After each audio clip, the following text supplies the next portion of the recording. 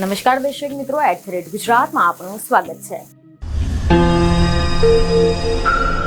નમસ્કાર દર્શક મિત્રો, @ગુજરાતમાં આપનું સ્વાગત છે. ગોંડલ હંમેશા કઈ ને કઈ રીતે ચર્ચામાં રહેતું જ હોય છે.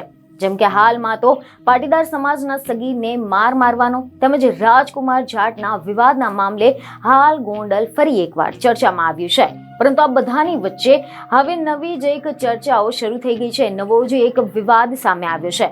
જી હા, જિલ્લા ભાજપ પ્રમુખ અલ્પેશ ઢોલરિયાએ જ્યાં એક તરફ ગોંડલની એક સભામાં વર્તમાન ધારાસભ્ય ગીતાબા જાડેજા અને પૂર્વ ધારાસભ્ય જયરાજસિંહ જાડેજાના પુત્ર એટલે કે ગણેશ જાડેજાને આગામી ધારાસભ્ય ગણાવી દીધા છે, ત્યાં જ બીજી તરફ હવે આ મુદ્દે નવો જ વિવાદ શરૂ થઈ ગયો છે.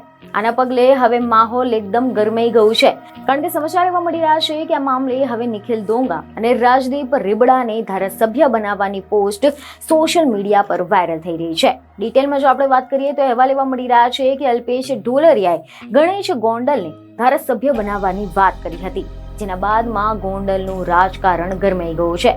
સોશિયલ મીડિયામાં પાટીદાર સમાજ પાસે ખભે બેસાડવા માટે હજુ નિખિલભાઈ ડોંગા જેવા બાહોશ યુવાન છે તેવી પોસ્ટ ફરતી થઈ છે.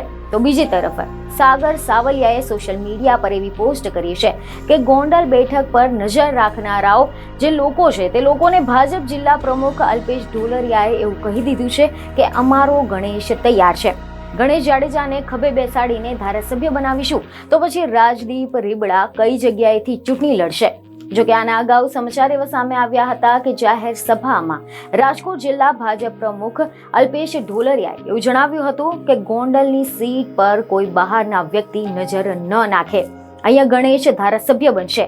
કોઈએ ગોંડલની સીટ માટે લાટ ટપકાવી નહીં. અહીંયા લડવા જેને આવવું હોય તે આવી જાય. અમે અહીંયા તૈયાર જ છીએ. બીજને ખબર સાથે ફરી મળીશું. ધન્યવાદ. પણ શક્યતા છે બીજને ખબર સાથે ફરી મળીશું. ધન્યવાદ.